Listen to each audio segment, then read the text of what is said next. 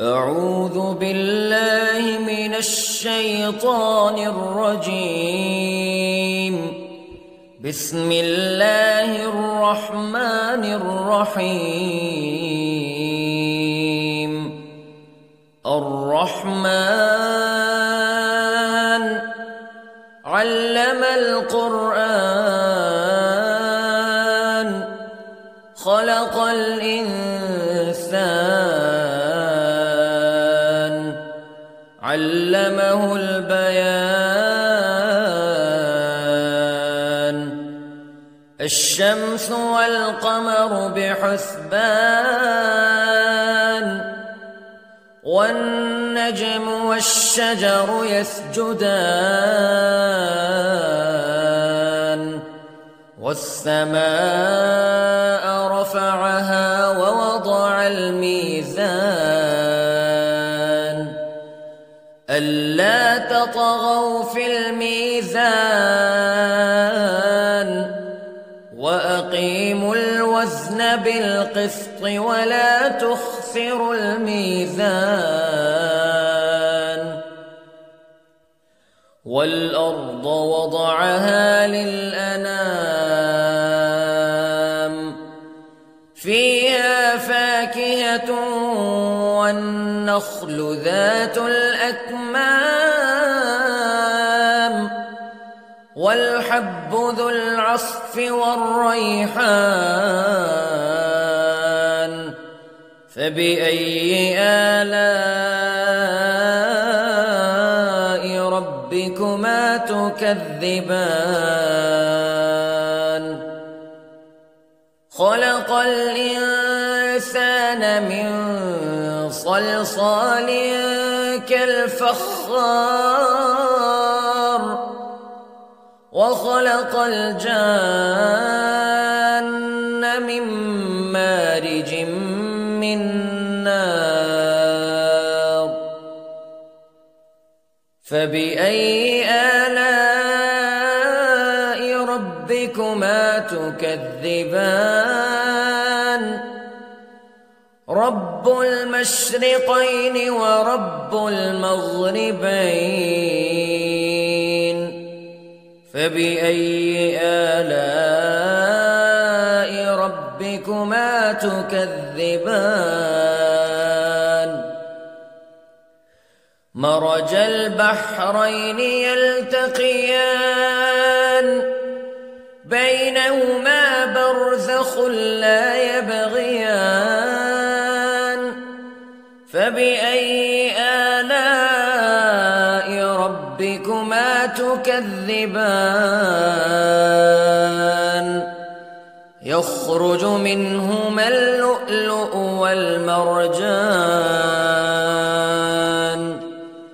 فبأي آلاء ربكما تكذبان.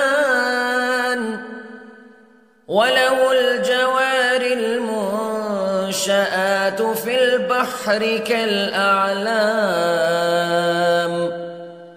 فبأي آلاء ربكما تكذبان. كل من عليها فان ويبقى وجه ربك ذو الجلال والإكرام فبأي آلاء ربكما تكذبان. يسأله من في السماوات والأرض كل يوم هو في شأن فبأي آلاء ربكما تكذبان. سنفرغ لكم أيها الثقلان فبأي آلاء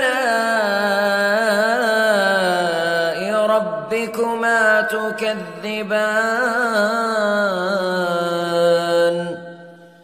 يا معشر الجن والإنس استطعتم أن تنفذوا من أقطار السماوات والأرض فانفذوا لا تنفذون إلا بسلطان فبأي آلاء ربكما تكذبان يرسل عليكما شواظ من نار ونحاس فلا تنتصران فبأي آلاء ربكما تكذبان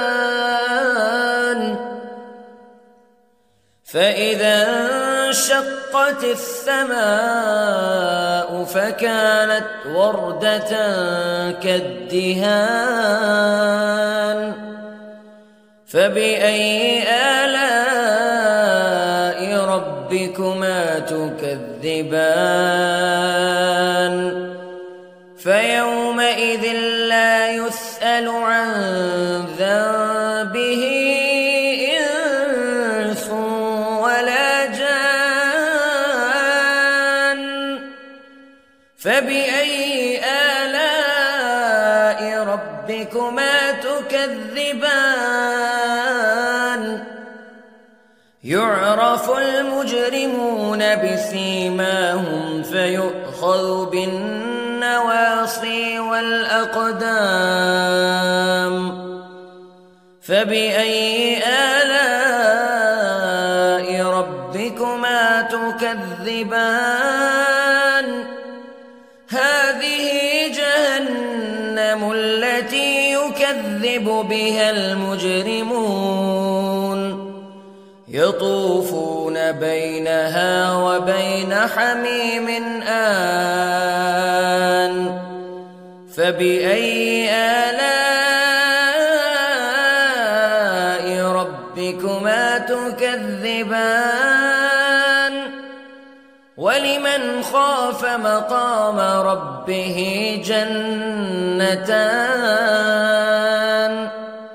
فبأي آلاء ربكما تكذبان ذواتا أفنان فبأي آلاء ربكما تكذبان فيهما عينان تجريان فبأي آلاء ربكما تكذبان فيهما من كل فاكهة زوجان فبأي آلاء ربكما تكذبان متكئين على فرش بطائنها من استبرق وجنى الجنتين دان فبأي آلاء ربكما تكذبان فيهن قاصرات الطرف لم يطمثهن إنس قبلهم ولا جان فبأي آلاء ربكما تكذبان كأنهن الياقوت والمرجان فبأي آلاء ربكما تكذبان هل جزاء الإحسان إلا الإحسان فبأي آلاء ربكما تكذبان ومن دونهما جنتان فبأي آلاء ربكما تكذبان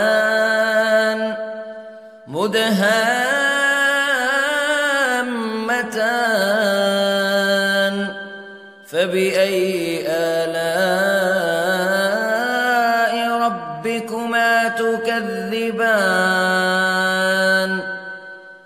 فيهما عينان نضاختان فبأي آلاء ربكما تكذبان فيهما فاكهة ونخل ورمان فبأي آلاء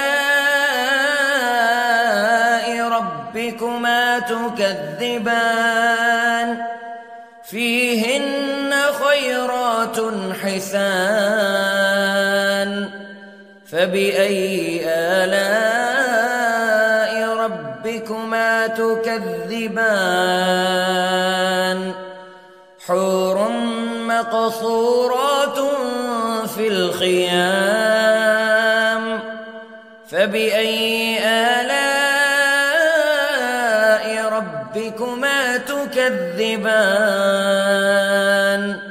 لم يطمثهن إنس قبلهم ولا جان فبأي آلاء ربكما تكذبان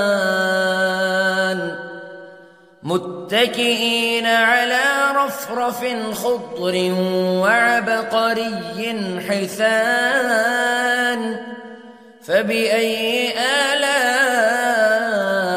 ربكما تكذبان تبارك اسم ربك ذي الجلال والإكرام